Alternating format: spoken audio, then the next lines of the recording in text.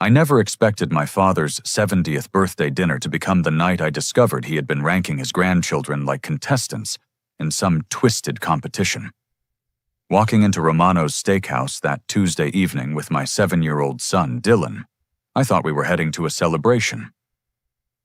The hostess led us through the dimly lit restaurant toward a private dining room where my family waited. Dylan clutched a small wrapped gift he had made in art class, excited to give Grandpa Frank the painted picture frame, decorated with glitter and stickers. But the moment we stepped through those doors, everything changed.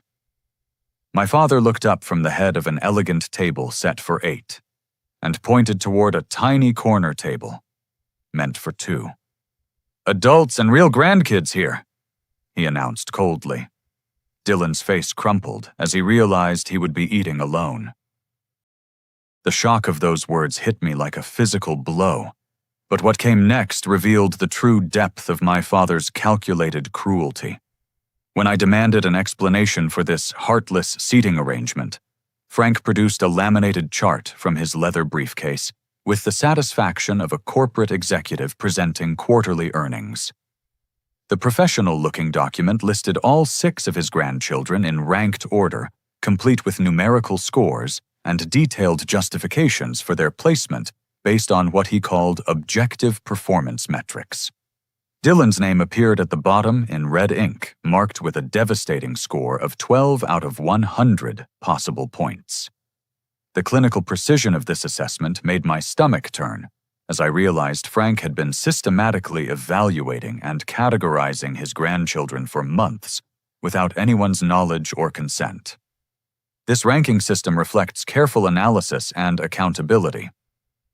Frank explained adjusting his reading glasses as he traced his finger down the color-coded categories with obvious pride. Brandon earned 93 points through his tennis tournament victories and consistent honor roll achievements. Sarah and Emma scored 87 and 85, respectively, for their early acceptance into Harvard preparatory programs and leadership positions in student government.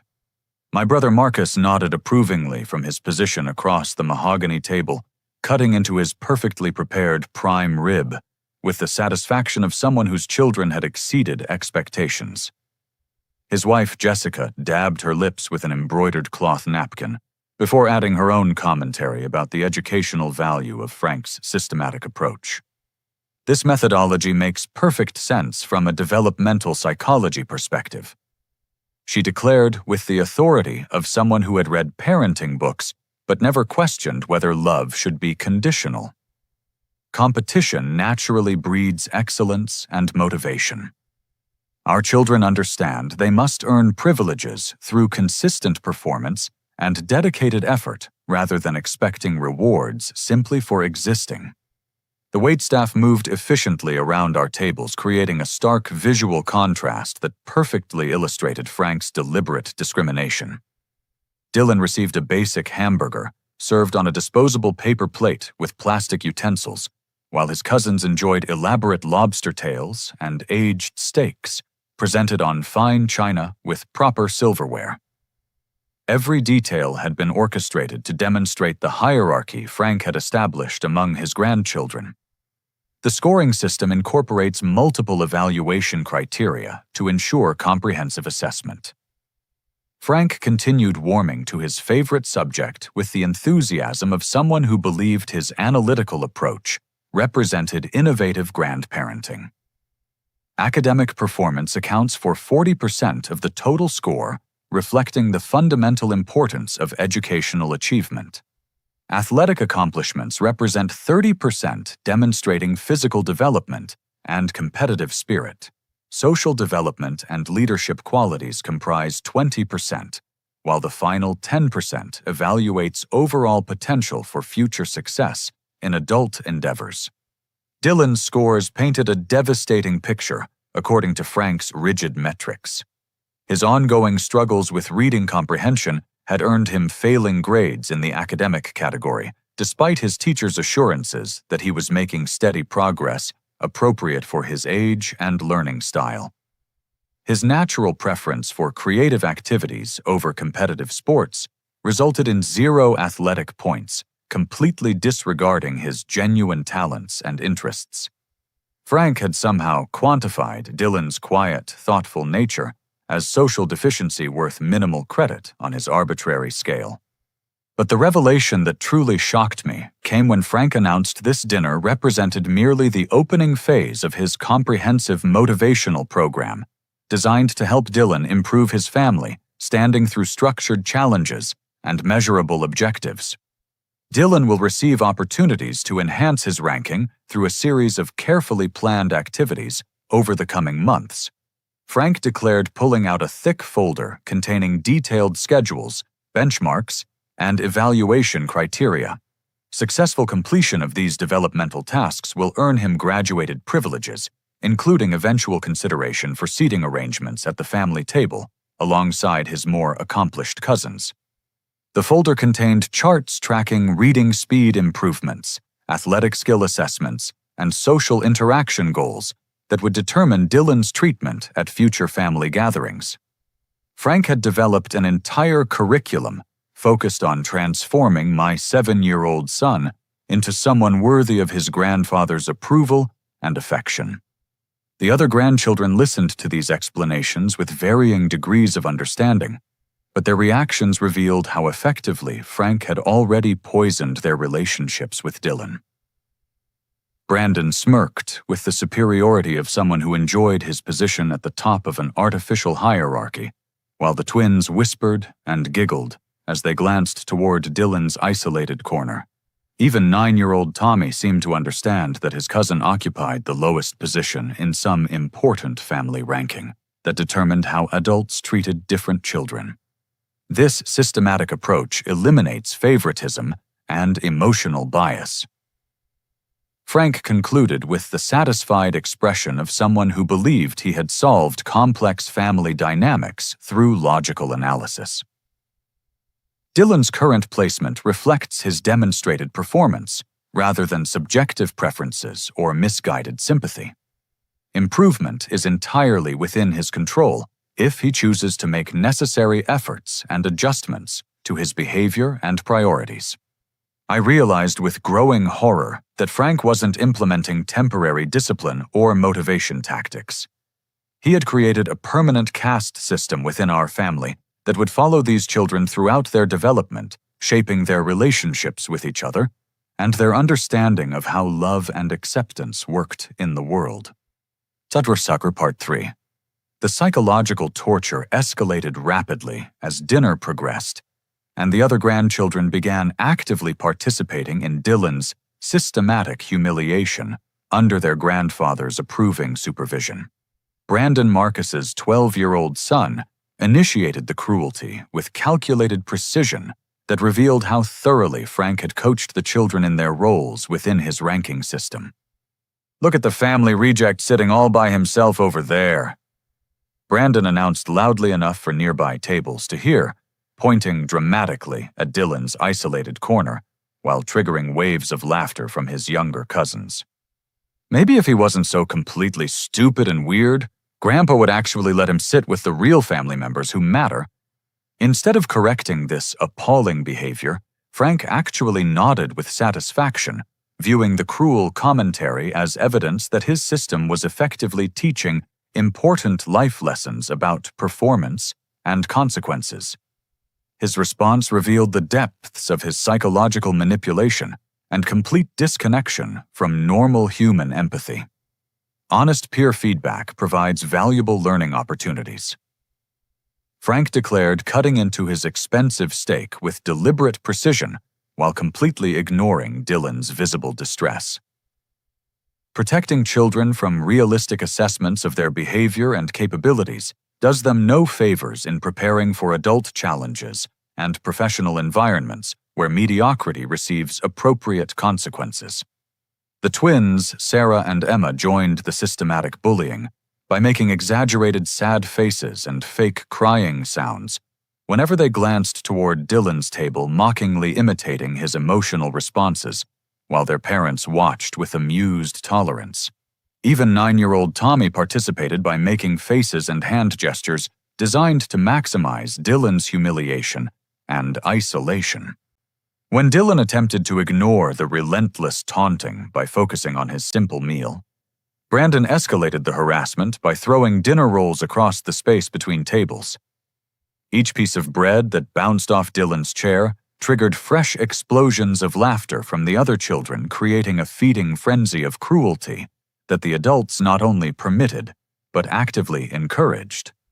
Boys will be boys. Marcus chuckled when I shot him an expression of disbelief and anger. They're just engaging in natural childhood interactions and having harmless fun. Dylan needs to develop much thicker skin and better coping mechanisms if he expects to survive in the competitive real world, where feelings don't matter as much as results and performance. My sister Claire, who had remained uncomfortably silent throughout most of this systematic abuse, finally gathered enough courage to lean toward me with her smartphone displaying images that made my blood run cold with recognition and regret. Photo after photo revealed an established pattern of exclusion and discrimination that had been occurring for over a year, while I remained obliviously focused on work and personal responsibilities. This definitely isn't the first time Frank has implemented this system, Claire whispered urgently, scrolling through dozens of family gathering images that told a devastating story of systematic psychological abuse. He's been building toward this dinner for months, gradually increasing Dylan's isolation, while conditioning everyone else to view it as normal and justified. Christmas morning photographs showed Dylan opening his meager presents alone in a corner, while the other grandchildren formed joyful clusters around Frank's elaborate tree, sharing expensive gifts and creating memories from which Dylan was deliberately excluded. Family vacation pictures revealed group poses that consistently positioned Dylan standing awkwardly apart from his cousins, or completely absent from frame, despite being present at these supposedly inclusive gatherings. Frank has been documenting everything obsessively. Claire continued nodding toward Frank's leather portfolio that bulged with organized evidence of Dylan's perceived failures and behavioral inadequacies. Dad maintains detailed records of what he calls Dylan's incidents and developmental shortcomings. He's been systematically building a comprehensive case against your son for over 12 months. The restaurant manager approached our private dining room twice during this escalating nightmare, clearly concerned about the disturbance our family was creating and the obvious distress of a young child. Dylan's quiet sobbing had intensified to visible shaking, and other diners were beginning to stare through the glass doors at our supposedly celebratory gathering. Frank dismissed these professional interventions with practiced authority, presenting himself as a concerned grandfather, implementing necessary disciplinary measures for a challenging child who required structured consequences to develop appropriate behavior patterns. Children must learn that poor choices and insufficient effort produce natural consequences, he explained to the worried manager with the confident tone of someone accustomed to having his authority respected. This young man is experiencing the logical result of his own decisions and performance deficits. Sometimes temporary discomfort proves necessary for genuine growth and character development. The most devastating revelation came when Frank opened his leather portfolio and displayed page after page of handwritten documentation chronicling Dylan's perceived failures with the thoroughness of a clinical researcher studying human behavior. He had recorded every instance of Dylan's struggle with reading aloud during class, documented each missed goal in recreational soccer games, and somehow obtained copies of every school assignment that had received less than perfect grades. Maintaining comprehensive records allows for objective evaluation and progress tracking. Frank explained with the detached professionalism of someone completely disconnected from emotional reality. Subjective responses and parental bias cloud accurate judgment, but systematic data collection provides clarity about specific areas requiring targeted intervention and improvement strategies. Frank displayed charts showing Dylan's reading speed compared to grade-level averages graphs, tracking his soccer performance against league statistics, and behavioral assessments based on teacher comments and peer interactions. Every aspect of my son's development had been analyzed, categorized, and found inadequate according to Frank's impossible standards. The final devastating blow landed when Frank announced his intention to restructure his entire estate, planning and inheritance distributions based on these grandchild rankings, ensuring that his systematic discrimination would extend far into the future and affect these children's opportunities throughout their adult lives. Financial resources should support family members who demonstrate genuine commitment to excellence and family values, Frank declared, while completely oblivious to Dylan's devastated expression and the psychological damage he was inflicting. College funds, property inheritance, and monetary distributions will reflect each grandchild's proven value to our family legacy and their likelihood of using these resources responsibly and productively. I finally understood that Frank wasn't just humiliating Dylan for a single evening of cruel entertainment. He was implementing a comprehensive system designed to systematically destroy my son's developing sense of self-worth, while conditioning his cousins to view Dylan as inferior and undeserving of basic family loyalty, love, or support. Part 4. Dylan's fragile emotional state reached a devastating breaking point when his trembling hands, shaking from prolonged stress and humiliation, accidentally knocked over his water glass and sent liquid cascading across the small table surface and onto the restaurant's expensive carpeted flooring. The simple accident, caused entirely by his distress from the ongoing psychological abuse, triggered an explosive reaction from Frank that shocked even the other adults into momentary uncomfortable silence. This incident perfectly exemplifies exactly what I mean about Dylan's fundamental lack of self-control and situational awareness.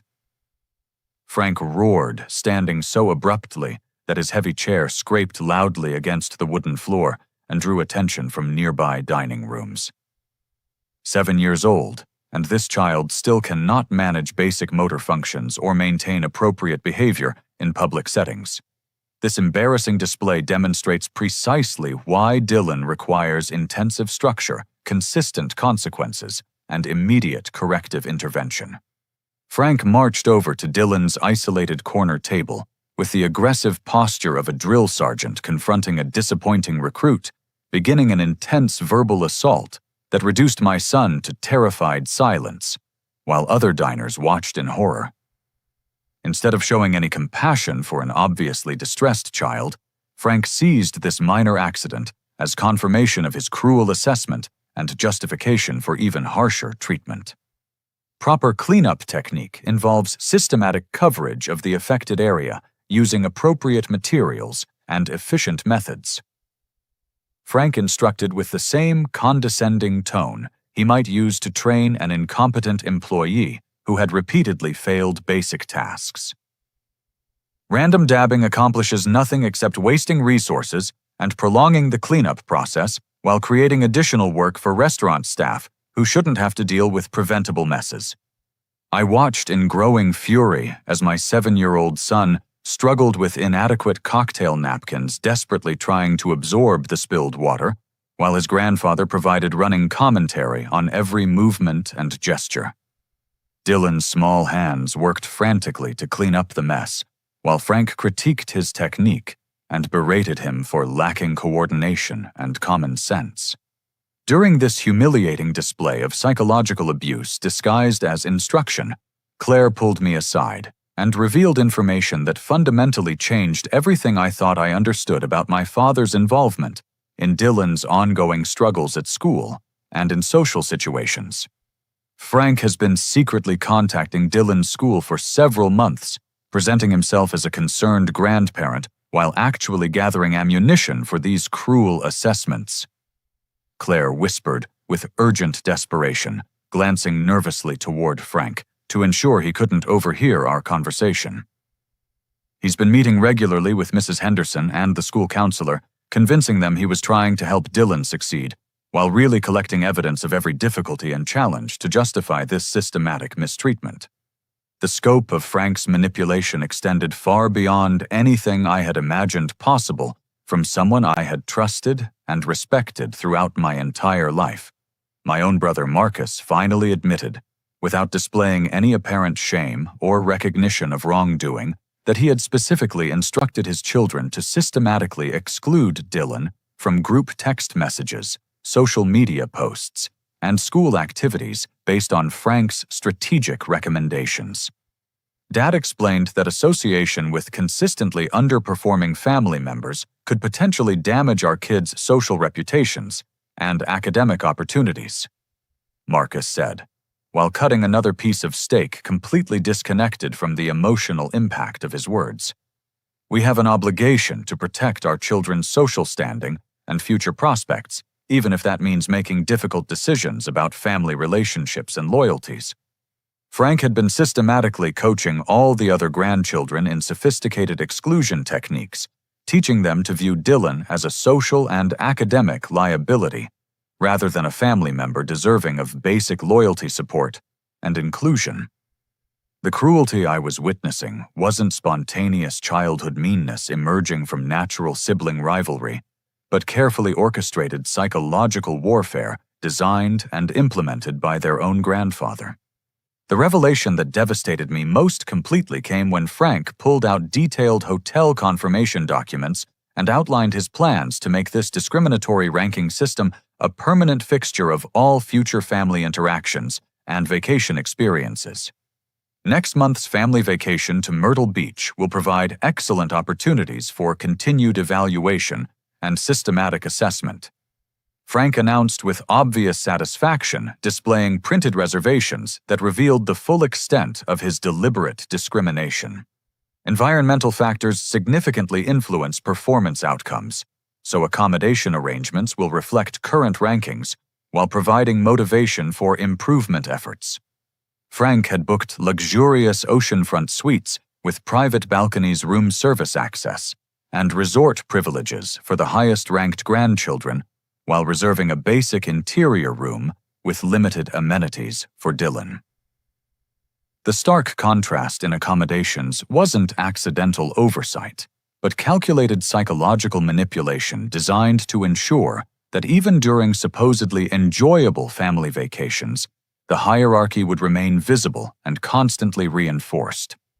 Superior environmental conditions naturally motivate achievement and excellence, while substandard accommodations encourage sincere improvement efforts, Frank explained with the detached reasoning of someone who had completely lost touch with basic human decency and parental responsibility. Children respond positively to clear incentives and consequences that demonstrate the real-world relationship between performance and rewards. But the moment that finally shattered my last thread of patience and tolerance occurred when Frank retrieved his smartphone and began playing video footage he had secretly recorded throughout the entire evening. The clips showed Dylan's tears of confusion and pain, his desperate attempts to understand why his family was rejecting him, and his heartbreaking efforts to gain approval from relatives who had been systematically trained to withhold affection and acceptance. These video recordings will serve as valuable educational tools for future family development sessions, Frank announced with genuine satisfaction and pride in his technological documentation. Upcoming family gatherings will include structured review sessions, where Dylan can observe his behavioral patterns, recognize specific areas requiring modification, and develop concrete plans for meeting family expectations and standards. The realization that my father had been deliberately documenting and preserving my son's emotional pain for his own twisted entertainment and control filled me with a rage more intense than anything I had ever experienced in my adult life. Frank wasn't implementing misguided but well-intentioned discipline or motivation strategies. He was systematically destroying a vulnerable child's developing sense of self-worth, while creating permanent records of the psychological abuse for future manipulation and continued torment. Darter Part 5. I made the crucial decision in that pivotal moment to completely stop fighting Frank's twisted system, and instead focus entirely on protecting my son from further psychological damage. Without saying another word to the adults who had enabled and participated in this systematic abuse, I quietly stood up from my position at the main table and walked deliberately over to Dylan's isolated corner, where he sat alone and devastated. My son looked up at me with eyes red and swollen from crying, his small face reflecting confusion, pain, and desperate hope that someone might finally intervene on his behalf. In a voice barely above a whisper, he asked the question that will haunt me for the rest of my life, and fundamentally changed how I understood my responsibilities as his father. "Why doesn't Grandpa love me, Daddy?" The pure, innocent heartbreak contained in those 7 simple words crystallized everything I needed to understand about this nightmarish situation and my family's toxic dysfunction. Dylan wasn't failing Frank's elaborate system because he lacked inherent worth potential or capability. Frank's system had been deliberately designed to ensure Dylan's failure because it measured everything except the qualities that actually mattered in determining human value: kindness, creativity, empathy, resilience, and authentic character. I sat down beside my son in the uncomfortable chair at his tiny table and wrapped my arm around his thin shoulders, feeling him lean into me with desperate relief as he realized for the first time all evening that he wasn't completely alone in this room full of people who should have protected, loved, and supported him unconditionally. While maintaining a calm exterior that wouldn't escalate the already volatile situation, I began systematically documenting everything with my own smartphone, creating evidence that would prove crucial for the legal protections I was already planning to implement. I recorded Frank's continued cruel commentary about Dylan's failures and inadequacies, captured clear audio of the other children's systematic bullying and harassment, and filmed the stark visual contrast between Dylan's basic paper plate meal and the elaborate feast being enjoyed by his supposedly superior cousins. My phone buzzed insistently with incoming texts from Sarah Dylan's mother and my ex-wife, who had been desperately trying to reach me for the past hour. Her urgent messages revealed information that made Frank's behavior even more sinister and calculated than I had previously realized possible from someone I had once trusted and respected. "Call me immediately." Sarah's text read with obvious desperation and fear. "Your father has been contacting me directly about Dylan for months. The things he's been saying are completely inappropriate and frankly terrifying. This has gone far beyond normal grandparent concern into something much darker and more controlling. I stepped outside the private dining room into the restaurant's main corridor to call Sarah, who answered on the first ring with barely controlled fury and genuine fear in her voice. Her revelations about Frank's secret campaign against our co-parenting relationship exposed yet another layer of his systematic manipulation and abuse. "Garrett, your father, has been harassing me consistently for months, with increasingly aggressive demands and suggestions," Sarah said without any preliminary conversation, her voice shaking with anger and protective maternal instinct. "He's been pressuring me to put Dylan in specialized corrective therapy programs and suggesting that our son might have serious developmental disabilities that embarrass your family's reputation and social standing." Sarah had been deliberately shielding me from Frank's direct attacks on our parenting decisions and Dylan's well-being, hoping to avoid creating additional family conflict while protecting our son from the stress of knowing his grandfather viewed him as fundamentally defective and problematic. Frank called me just last week to suggest that Dylan's reading struggles indicate much broader cognitive problems that require professional intervention.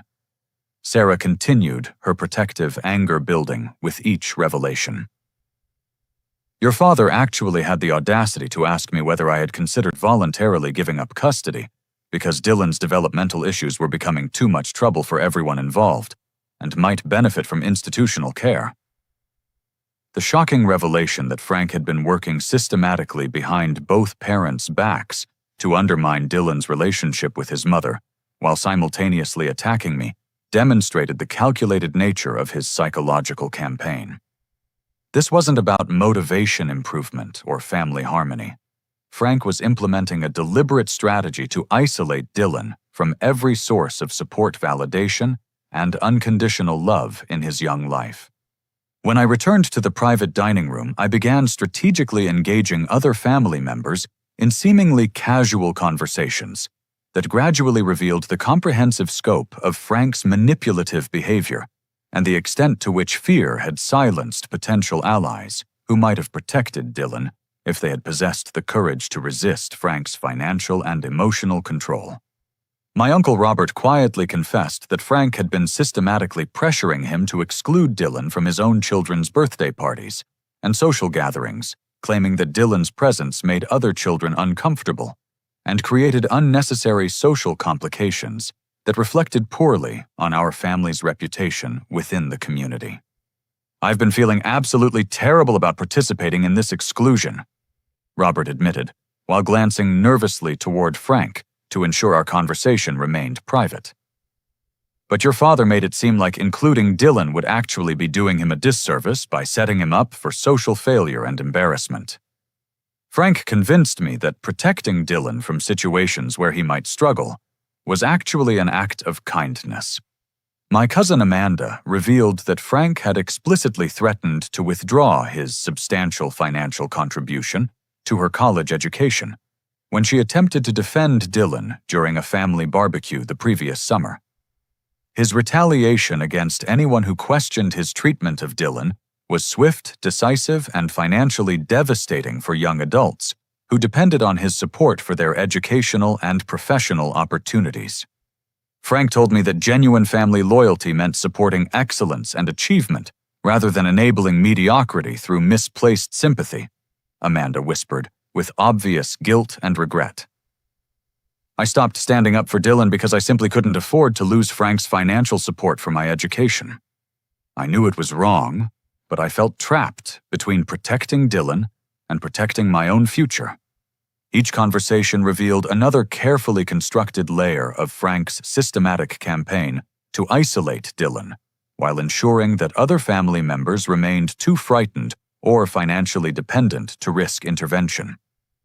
He had created an intricate web of control that made resistance costly and dangerous for anyone who might have challenged his authority or questioned his methods. The most shocking discovery came when Amanda revealed that Frank had been meeting with Dylan's school counselor under completely false pretenses, claiming to have legal guardianship authority that allowed him to access confidential information about my son's emotional development, therapeutic needs, and psychological assessments. Frank told the counselor that you and Sarah had granted him educational decision-making authority because of your work schedules, Amanda explained, after overhearing a phone conversation during a school pickup. He convinced them that understanding Dylan's psychological weaknesses would allow for targeted intervention strategies designed to help him succeed academically and socially. Frank had been systematically exploiting professional therapeutic insights and confidential counseling session notes to inflict maximum psychological damage while maintaining the public appearance of concerned grandparent involvement in Dylan's educational development. He was using sensitive information about Dylan's anxiety, self-esteem struggles, and emotional vulnerabilities as weapons, rather than seeking genuine solutions or support for these challenges. Part 6. As our disastrous family dinner approached its calculated conclusion, Frank orchestrated one final demonstration of his power and control by ceremoniously announcing the total financial cost of our evening and his expectations for payment distribution among the family units present. This moment revealed yet another layer of his systematic discrimination and provided the perfect opportunity for me to make a decisive statement about our future relationship. This elaborate family celebration represents a substantial investment of exactly $280. Frank declared, with obvious pride, producing an itemized receipt that he had clearly prepared in advance with meticulous attention to detail. Each family unit will contribute proportionally according to their social standing within our family structure and the relative value they added to tonight's gathering and celebration. The detailed financial breakdown Frank presented revealed another carefully planned aspect of his discriminatory system, designed to punish Dylan's presence while rewarding the participation of grandchildren who met his arbitrary approval standards.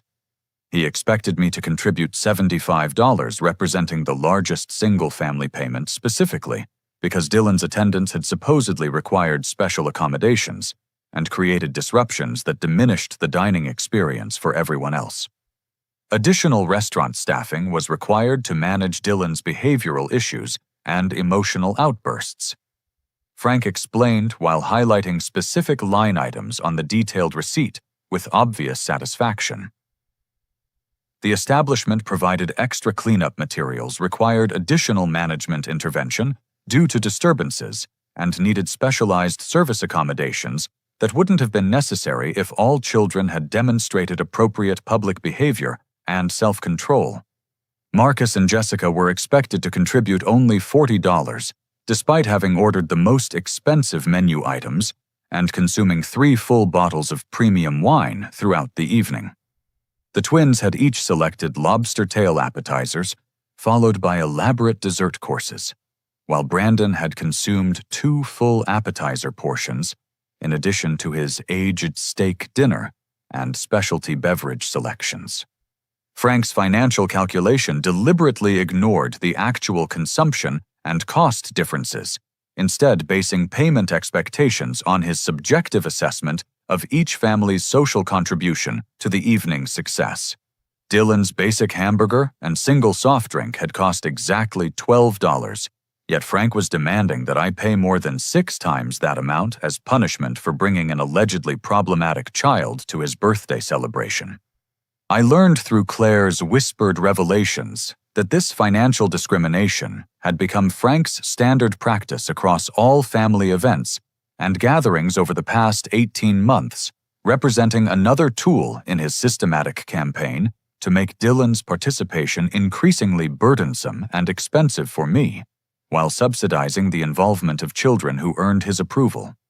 Christmas dinner cost you $120, while Marcus paid only $60. Claire quietly informed me while showing calculations she had been tracking on her smartphone. Easter brunch required $90 from your family versus $30 from Jessica's family. Every single gathering has been financially structured to make Dylan's presence expensive while rewarding the participation of his cousins. Frank had been implementing this discriminatory pricing system across birthday parties, holiday celebrations, and vacation activities using financial pressure as psychological manipulation designed to gradually discourage Dylan's attendance at family events. The strategy was particularly insidious because it created the appearance of fairness while actually penalizing my son for existing within his own family structure. Frank had even extended this financial manipulation to gift exchanges and birthday celebrations, according to his ranking system, ensuring that every aspect of family interaction reinforced his hierarchical messages about worthiness and value. Top-performing grandchildren received substantial monetary gifts and elaborate presents purchased from expensive retailers, while Dylan consistently received token items from discount stores and clearance sections. Dylan needs to understand that privileges and generous treatment must be earned through consistent effort and measurable improvement. Frank had explained to questioning family members when they noticed the obvious disparities in gift value and thoughtfulness. Providing identical experiences regardless of individual performance teaches children that mediocrity and lack of effort are acceptable approaches to life and relationships. The spending disparities weren't accidental oversight or budget constraints, but carefully calculated psychological messaging designed to reinforce Frank's assessment of each grandchild's relative value and potential. Every birthday, every holiday, every celebration became an opportunity to demonstrate who deserved investment and attention versus who required motivation through deliberate neglect. Marcus casually revealed during our payment discussion that Frank had recently funded his children's private tennis lessons, specialized academic tutoring, and elaborate European educational tour, while simultaneously claiming that his fixed retirement income made additional educational expenses completely impossible when I had requested help with Dylan's reading specialist. Dad believes in investing resources where they'll generate the highest returns, Marcus explained, without recognizing the cruelty of his words. Brandon and the twins demonstrate consistent achievement that justifies educational investments, while Dylan's performance suggests that additional tutoring might not produce meaningful improvements worth the financial expenditure. Frank produced a comprehensive spreadsheet tracking every dollar he had invested in each grandchild over the previous 3 years, with individual columns showing financial commitments, educational expenses, and recreational opportunities provided to each child. Dylan's column reflected minimal and steadily decreasing financial support, while his cousins enjoyed substantial and growing investments in their development, enrichment, and opportunities. Objective data demonstrates clear patterns of return on investment. Frank explained, while running his finger down the numerical comparisons with obvious satisfaction. Children who demonstrate appreciation for financial investment through improved academic and social performance deserve continued and expanded support. Those who fail to capitalize on provided opportunities receive proportionally reduced resources until they demonstrate genuine commitment to change and improvement. The spreadsheet revealed Frank's deliberate strategy of creating self-fulfilling prophecies by systematically denying Dylan access to the very opportunities, resources, and experiences that might have helped him succeed according to Frank's narrow metrics. My son was being constantly criticized for lacking achievements that Frank had made impossible for him to obtain through his discriminatory resource allocation. But the revelation that finally pushed me beyond my tolerance threshold came when Robert quietly informed me that Frank had been secretly contacting my workplace supervisor to express concerns about Dylan's behavioral issues, reflecting poorly on my parenting abilities, professional judgment, and overall fitness for career advancement within my company. Frank suggested to your boss that family problems might be negatively affecting your job performance and decision-making capabilities, Robert whispered, while pretending to examine the dessert menu. He was hoping that external pressure from your employer would force you to be more strict with Dylan or seek professional help for what he characterized as serious behavioral and developmental problems requiring immediate intervention. Frank's manipulation extended far beyond family dynamics into every aspect of our lives as he worked systematically to isolate Dylan, not just within our extended family, but throughout our entire social, educational, and professional community. His goal was creating enough external pressure and criticism that I would eventually abandon my son's emotional needs and authentic development in favor of Frank's demands for conformity achievement and artificial behavioral modifications. To Part 7. I reached into my wallet with deliberate calm and precision, counting out exact change while every person at both tables watched in confused silence, unable to comprehend that someone might actually resist Frank's financial manipulation and psychological control.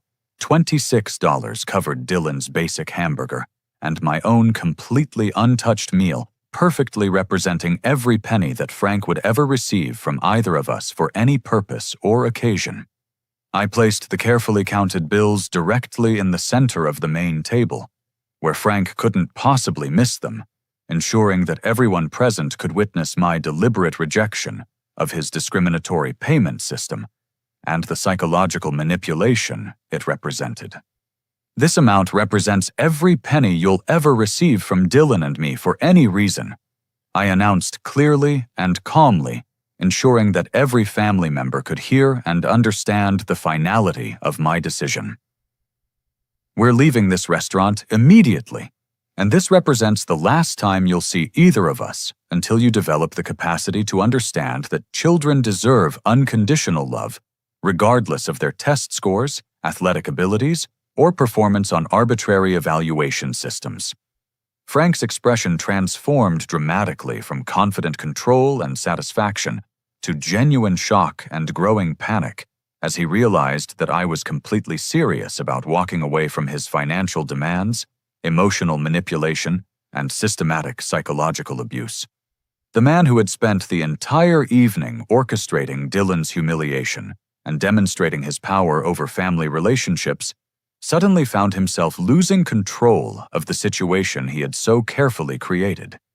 I stood up from my position at Dylan's small table and began addressing the entire gathering with the calm authority of someone who had finally seen through years of manipulation, gaslighting, and psychological abuse disguised as family leadership and concern for children's development.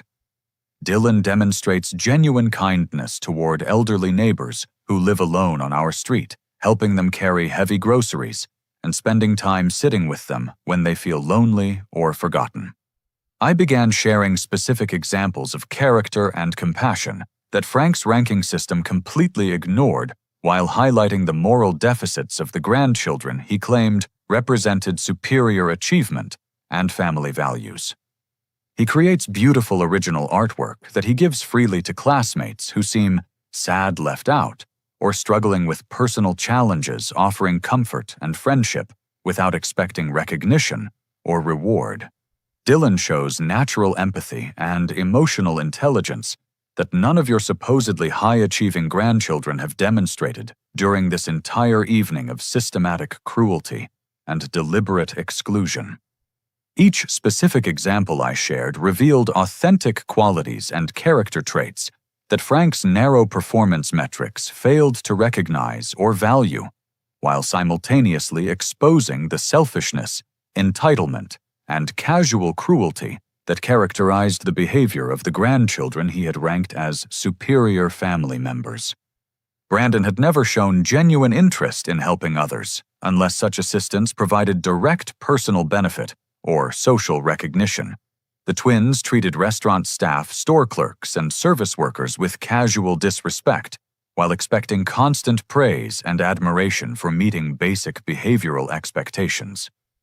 Tommy consistently followed his older cousin's example in excluding and mocking children who failed to meet their arbitrary social standards. Real success in life means raising children who genuinely care about other people's well-being and happiness, not raising children who compete for adult approval by systematically tearing down family members who don't fit artificial performance categories. I continued watching several adults shift uncomfortably as they recognized their own parenting failures, reflected in my words and observations. The restaurant's general manager materialized beside our table, having observed sufficient portions of the evening's events to understand that something deeply inappropriate and harmful had been occurring within his establishment. His intervention provided external validation that normal people recognized Frank's behavior as abusive rather than acceptable family discipline. "Sir, I wanted to personally validate your parking for this evening," the manager said diplomatically, handing me a complimentary ticket, while looking directly at Dylan with genuine kindness and concern. "Your son has demonstrated exceptional patience and remarkably good manners throughout dinner, despite experiencing obviously difficult circumstances that no child should have to endure." Other diners who had been observing our family's dysfunction began approaching as we prepared to leave, offering spontaneous support that provided a stark contrast to the rejection Dylan had experienced from his own relatives.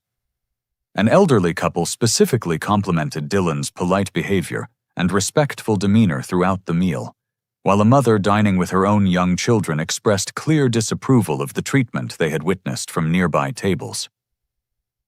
Sometimes the people who know us least treat us with more genuine dignity and respect than those who should love us most, I observed, taking Dylan's small hand while he still clutched the carefully wrapped gift he had made for Frank, somehow still hoping to salvage a relationship that had never truly existed in any healthy or meaningful form. I announced my immediate implementation of complete and permanent no contact with Frank, effective from that precise moment, and continuing indefinitely until he demonstrated genuine understanding of the psychological damage he had inflicted and made concrete changes to his behavior and attitudes toward children. There will be no phone calls, no text messages, no family gatherings, no financial assistance of any kind, and absolutely no access to Dylan whatsoever. I declared firmly while blocking Frank's phone number and beginning mental preparations for the extensive boundary setting that would be required. I'll be informing Dylan's school tomorrow morning to remove you from all authorized contact lists and ensure that you have no access to his educational records counseling sessions or any other aspect of his development. The power dynamic within the room had shifted completely and irreversibly. Frank, who had entered the evening confident in his control over family relationships and financial leverage, suddenly found himself facing the complete loss of access to his grandson and the public exposure of his systematic psychological abuse in front of family members who had previously supported or tolerated his methods. But my final strategic move was the revelation that truly terrified Frank and Marcus, while ensuring that other family members would understand the full scope of what had been occurring. I held up my smartphone, clearly displaying the recording application that had been running continuously throughout the entire dinner conversation. Every single word of tonight's conversation has been documented and preserved. I announced with calm determination. Frank's ranking system, the financial discrimination, the systematic emotional abuse, and everyone's participation in Dylan's deliberate humiliation and psychological torture has been recorded completely. I now possessed hours of clear audio and video evidence that would prove exactly what had occurred if anyone ever questioned my decision to protect Dylan from further contact with his grandfather. More importantly, I intended to share this comprehensive documentation with other family members who needed to understand the true nature of Frank's behavior and make their own informed decisions about his role in their children's lives and development. Frank's face had drained of color entirely as he realized that his carefully constructed public image as a loving grandfather and successful family patriarch was about to be exposed to everyone who mattered in his social, professional, and community circles. Thus report 8. 6 months have passed since that devastating confrontation at Romano's Steakhouse, and the transformation in our lives has exceeded every expectation I held for recovery and healing. Dylan has flourished in an environment completely free from Frank's constant criticism, arbitrary comparisons, and systematic psychological manipulation, finally able to develop his authentic interests and natural abilities without fear of judgment ranking or conditional approval from family members. His reading comprehension has improved dramatically beyond anything his teachers thought possible once we removed the pressure and anxiety that Frank's academic obsession had created through months of systematic undermining. Working with a patient, encouraging tutor who focuses on celebrating progress rather than demanding perfection, Dylan discovered his genuine love for adventure stories, science fiction novels, and fantasy series that capture his imagination and creativity. Dylan reads voraciously now with the enthusiasm of someone who has reclaimed joy in learning, often staying up past his bedtime with a flashlight hidden under his covers, because he cannot resist continuing compelling stories that transport him to magical worlds where kindness and courage triumph over cruelty and injustice. His artistic talents, which Frank had consistently dismissed as worthless pursuits that distracted from more important academic and athletic achievements, earned prestigious recognition in a regional young artists competition that celebrates creativity and original expression. Dylan's watercolor painting of a family of elephants protecting their youngest member from danger won first place in the elementary school division, bringing him the genuine achievement and confident pride that Frank's manufactured challenges and artificial rankings never could have provided. The emotional healing has proven equally profound and transformative. Dylan began working with a child psychologist who specializes in family trauma and systematic psychological abuse, learning healthy techniques for processing the rejection and humiliation he experienced while gradually rebuilding his fundamental sense of self-worth and personal value. Through art therapy, play therapy, and age-appropriate discussion techniques, Dylan has developed vocabulary for understanding that Frank's treatment reflected Frank's problems, rather than any deficiency in Dylan's character or potential. This crucial distinction has protected Dylan from internalizing the cruel messages about his worthiness that could have damaged his self-esteem permanently.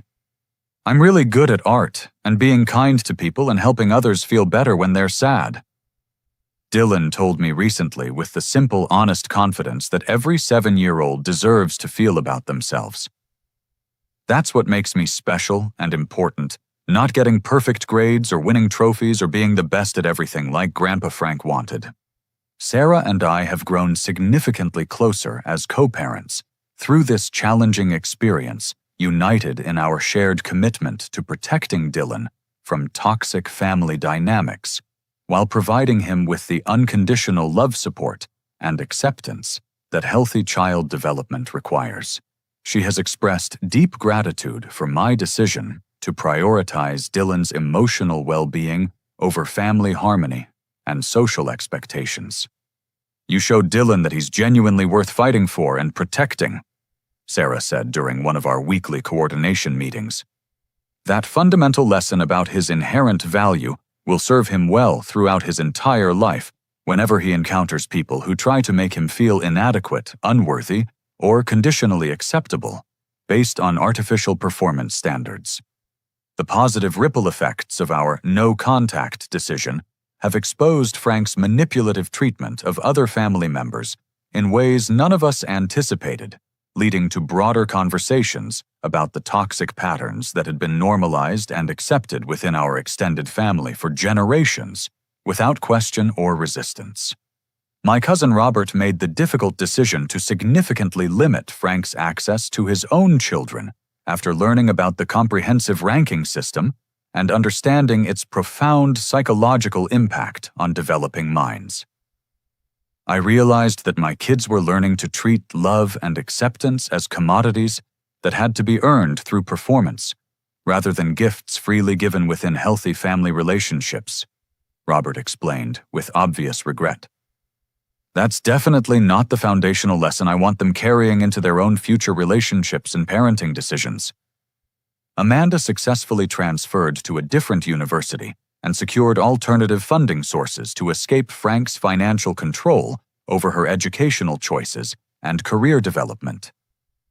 Living under constant evaluation judgment and threat of financial retaliation was systematically destroying my mental health and self-confidence, she admitted with relief. "I'd rather manage student loans and work study programs than spend 4 more years trying to meet impossible standards for approval that kept changing whenever I thought I had satisfied his expectations." Marcus and Jessica's marriage entered intensive counseling when Jessica finally recognized how their enthusiastic participation in Frank's ranking system had affected their own children's developing capacity for empathy, genuine human connection, and basic moral reasoning. Brandon's systematic cruelty toward Dylan had reflected broader patterns of entitlement and superiority that were damaging his relationships with peers, teachers, and other adults throughout his social environment. We inadvertently taught our children that love and family loyalty were conditional rewards based on achievement rather than fundamental commitments that don't fluctuate based on performance. Jessica acknowledged during a tearful phone conversation filled with genuine remorse. "Watching them become bullies who ranked other people's worth according to arbitrary criteria made me realize we had completely lost sight of what actually matters in raising good human beings with strong character." Frank has attempted reconciliation repeatedly through intermediary family members and increasingly desperate written communications, but he consistently refuses to acknowledge the psychological harm he caused or accept personal responsibility for his systematic emotional abuse and deliberate psychological manipulation. His letters and messages focus obsessively on Dylan's missed opportunities for improvement, rather than expressing genuine remorse for the pain, confusion, and trauma he deliberately inflicted. The boy could have benefited tremendously from structured challenges and honest feedback about his performance deficits, Frank wrote in his most recent attempt at re-establishing contact. Protecting him from realistic expectations and necessary criticism will only handicap his future development and success in competitive academic and professional environments that won't accommodate his sensitivity. His complete inability to understand that children need unconditional love and acceptance, rather than constant evaluation and criticism, demonstrates that he remains fundamentally unchanged despite experiencing the natural consequences of his harmful behavior. Frank's physical health has declined noticeably due to stress and increasing isolation from family members, but he continues to view himself as the victim of our unreasonable expectations, rather than recognizing himself as the perpetrator of systematic psychological abuse. Dylan occasionally asks about his grandfather with the natural curiosity of a child who remembers fragments of their relationship but lacks complete understanding of why contact ended so abruptly. I explain honestly and age-appropriately that some people struggle with showing love in healthy ways, and that protecting himself from harmful relationships represents an important life skill that will serve him throughout his development. Grandpa Frank had trouble seeing how special and wonderful you are because he was focused on the wrong things. I tell Dylan when these conversations arise naturally. He was so concerned with grades and competitions that he missed your kind heart, creative spirit, and all the qualities that make you uniquely valuable as a person. Dylan accepts this explanation with the remarkable resilience that children demonstrate when they feel truly supported, valued, and protected by adults who prioritize their well-being over social expectations or family obligations. He understands intuitively that my decision to limit contact with Frank emerged from love rather than anger, and he trusts completely that I will always prioritize his emotional safety and authentic development over external pressures to maintain problematic relationships. Our smaller family unit has grown stronger, healthier, and more connected without Frank's poisonous influence contaminating our interactions and undermining Dylan's developing sense of identity and self-worth. We spend time together now based on genuine enjoyment of each other's company, rather than obligation, performance evaluation, or the need to prove worthiness for love and acceptance. Dylan recently received a school award for kindness and community service recognition that reflects his natural empathy and sincere desire to help others, rather than any attempt to meet external standards or earn adult approval through artificial achievements. Watching him accept that honor with quiet pride filled me with genuine satisfaction that had everything to do with witnessing the beautiful person he's becoming when allowed to grow authentically, and nothing to do with competition ranking or comparison with other children. I have learned that protecting children from toxic family dynamics requires tremendous courage, commitment, and willingness to sacrifice relationships that seem important but actually cause more harm than benefit. Breaking generational patterns of conditional love and emotional manipulation means accepting that some relationships cannot be salvaged without compromising our children's fundamental well-being and future emotional health. True family love means creating safe space for children to develop their authentic selves, explore their genuine interests, and build confidence through real accomplishments, rather than forcing them to conform to arbitrary standards of achievement or behavior that serve adult needs for control, rather than children's needs for acceptance and support. Dylan's worth was never determined by Frank's elaborate ranking system, but by his inherent dignity as a unique human being, deserving of unconditional love, respect, and support, regardless of his academic performance, athletic ability, or social development compared to other children. Every child possesses intrinsic value that doesn't require justification through achievement or performance. The most crucial lesson from this painful but ultimately transformative experience is that sometimes the most genuinely loving action we can take involves walking away from people who refuse to change their harmful behavior, even when those people are family members we once respected, trusted, and wanted to please.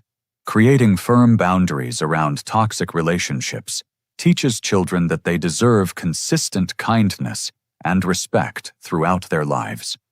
Dylan continues thriving in ways that Frank's system never could have fostered, developing authentic confidence through genuine achievement while maintaining the compassion, creativity, and emotional intelligence that make him uniquely himself. Our family has healed stronger and healthier without Frank's destructive influence, demonstrating clearly that love should inspire growth and authentic development rather than demand conformity to narrow definitions of success and worthiness. Have you ever faced the heartbreaking choice between maintaining family relationships and protecting someone you love from systematic emotional harm and psychological manipulation? What would you do if confronted with a situation where a family member was deliberately undermining a child's developing sense of self-worth through constant comparison, conditional approval, and systematic exclusion from family love and support? How do you balance loyalty to older family members with the responsibility to protect children from toxic dynamics that could affect their emotional development for years to come? I would genuinely love to hear your thoughts, experiences, and perspectives in the comments below. And if this story resonated with your own family experiences or helped you recognize similar patterns in your relationships, please give it a like and consider subscribing for more authentic stories about family dynamics, personal growth, and the courage required to break harmful generational patterns.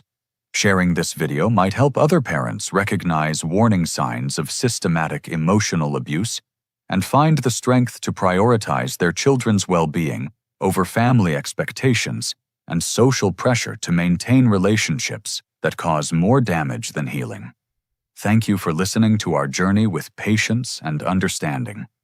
And I sincerely hope that Dylan's story serves as a powerful reminder that every child deserves to feel valued, accepted, and loved for exactly who they are, rather than who others believe they should become to meet arbitrary standards of achievement and performance.